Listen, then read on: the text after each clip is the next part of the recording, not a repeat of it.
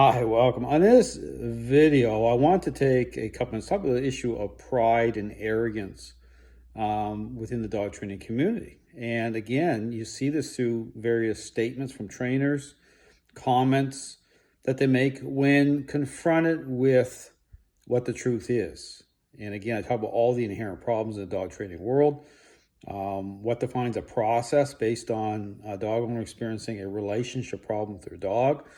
And, contrasting this with this very popular idea that training's a learning-based exercise and how that sets in motion a counterfeit picture of change for many dogs and owners within the framework of superficial response. And again, I connect dots. But here's the thing I find very interesting, okay? And again, I talk about my journey when it came to asking the questions at the very beginning. You know, this whole thing of like, I want to know, okay, what the truth is, and let the chips fall where they may. If that puts me in a position where I'm feeling like I'm walking alone, well, so be it. It comes down to that, or it should come down to that for the individual, okay? But that's not what's happened here. And so again, when you see the culture, when you see these trainers who have built up their reputation, their business, into this ideology, suffering from a type of identity crisis, because that's what's happening. People are turned over to this.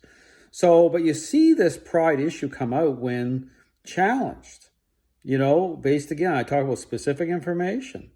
When challenged in the responses, basically like, who do you think you are?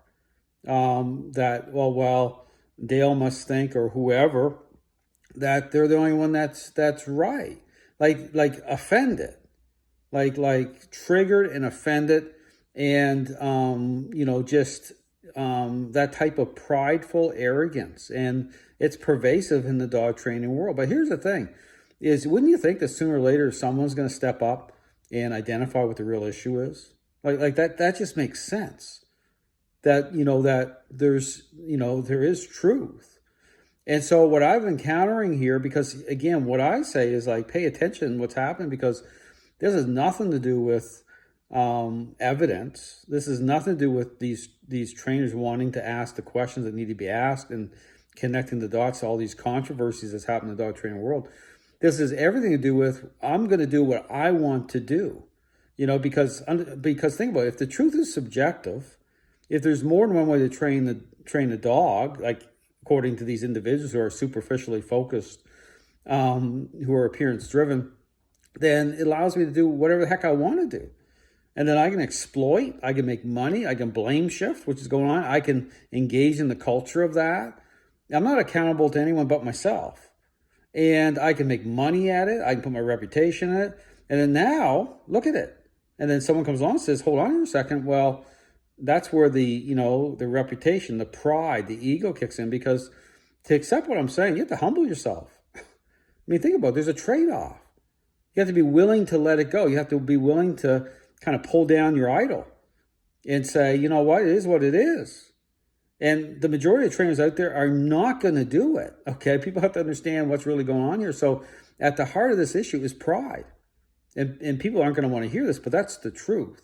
So my encouragement to anyone who's looking around is to ask those questions as to what's really happening here, and the more people who are, in it for the right reasons, who are willing to say, let the chips fall where they may, because that's really the attitude that it needs to be, if you really, really care about dogs the right way, and that's what should be happening.